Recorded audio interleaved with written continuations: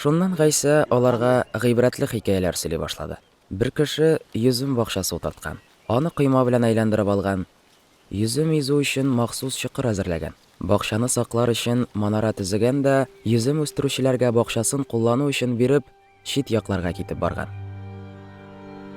Уңыш җыяр вакыт җиткәч, йөзем бакчасыннан үз өлешен алырга дип хезмәтчесен узаткан. Тегеләр аны тотып кыйнаганнар һәм буш кул белән кайтарып җибәргәннәр. Бакча хуҗасы икенче хезмәтчесен юллаган.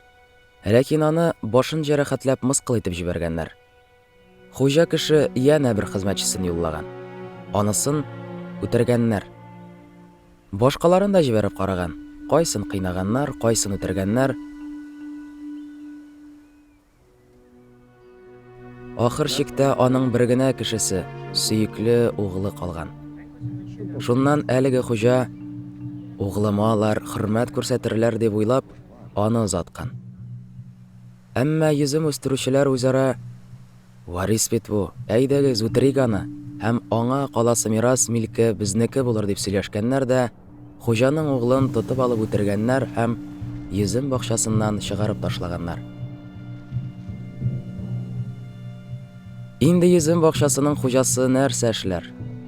Ул әйләнеп кайтып йөзем үстерүчеләрне үтерер һәм йөзем бакчасын башкаларга бирер.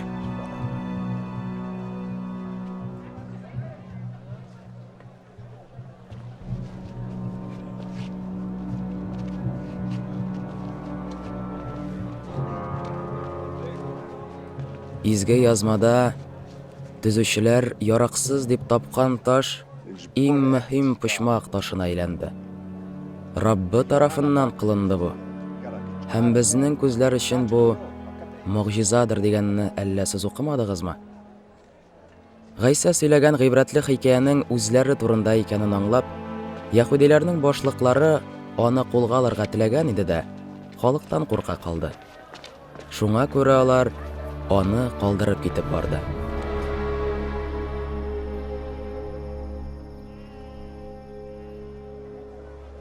Аннан соң Гайса янына ул берәр гаеп сүз әйтмәсме дип фарисейларны һәм Херод тарафдарларын җибәрделәр. Алар аның янына килеп, «Остаз, синең туры сүзле булуыңны беләбез. Син берәүгә дә ярарга тырышмыйсың, чөнки кемнең кем булуы сиңа мөһим түгел. Син хакыйкать кушканча Аллаһ юлына өйрәтәсең. Әйт әле, Кайсарга салым түләргә рөхсәт ителәме, юкмы? Салым түләргәме безгә, юкмы?» диде. Аларның ике йөзлелеген белгәнгә Гайса, «Нәрсәгә дип сынайсыз сез мине? 1 динарлык тәңкә күрсәтегез әле» диде. Аңа тәңкә алып килеп бирделәр һәм Гайса алардан «Монда кемнең сурәте төшерелгән, кемнең исеме сугылган?» дип сорады. «Кайсарныкы» дип җавап бирде алар. Шуннан Гайса «Кайсарныкын Кайсарга, Аллаһыныкын Аллаһыга бирегез» диде. Аның бу җавабына тегеләр таң калды.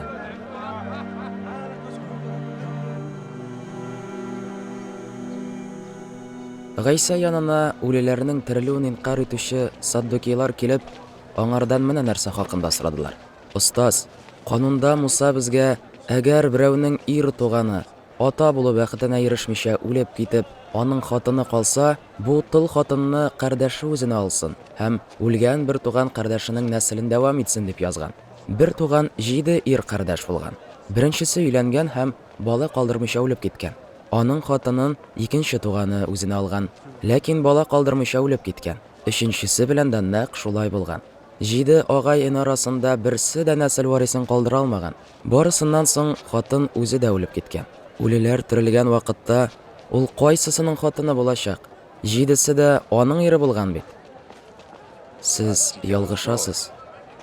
Ни өчен дисәгез, изге язманы һәм Аллаһы кыдрәтен белмисез, диде аларга Гайса. Үледән терелгәннәр өйләнмәсләр дә, кияүгә дә чыкмаслар. Алар күктәге фәрештәләр сыман булырлар. Ә инде үлгәннәрнең терелү мәсьәләсенә килгәндә, Муса китабындагы хикәядә Аллаһының янып торган күгән куага арасыннан мин Ибраһим Алласы, Исхак Алласы һәм Яқуб Алласы дип әйткән сүзләрен укымадыгызмы ни? Аллаһы үлеләр Алласы түгел, ул тереләрнеке. Сез бик тә ялгышасыз.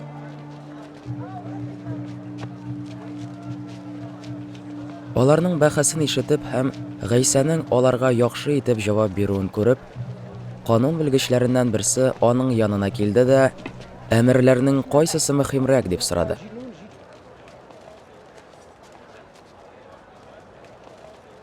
Иң мөһим әмер шушыдыр дип җавап бирде Гайса. Тыңла, Исраил халкы. Раббы Аллабыз бердән-бер Раббы. Раббы Аллаңны бөтен йөрәгең, бөтен җаның, бөтен акылың белән һәм бар көчеңә ярат. Ә менә икенчесе, якыныңны үзеңне яраткан кебек ярат. Бу әмерләрдән дә мөһимрәге юк. Яхшы әйттең, остаз, диде канун белгече. Аллаһы бердән-бер һәм аннан башка илаһ юк дип син дөрес әйтәсең. Аны бөтен йөрәгең, бөтен акылың белән һәм бар көчеңә ярату һәм якыныңны үзеңне яраткан кебек ярату барлык яндыру корбаннарыннан һәм башка төрек корбаннардан мөһимрәк. Аның акыллы җавабын ишетеп Гайса: "Син Аллаһы патшалыгыннан ерак түгелсең", диде. Шуннан соң инде бер кеше дә Гайсадан нәрсәдер сорарга батырчылык итмәде.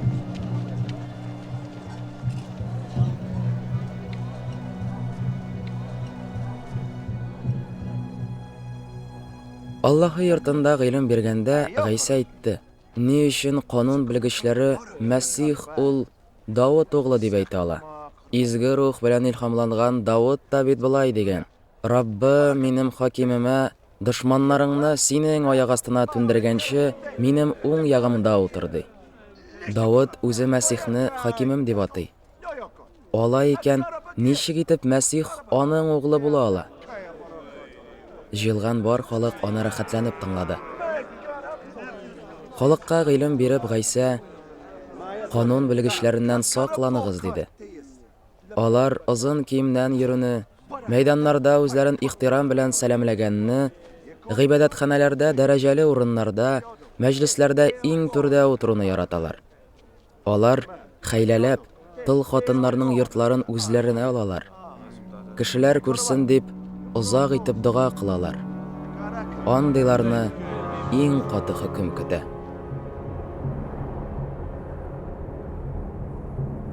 Гайса садаха сандыгы янына утырып, халыкның акча салуын күзәтеп торды.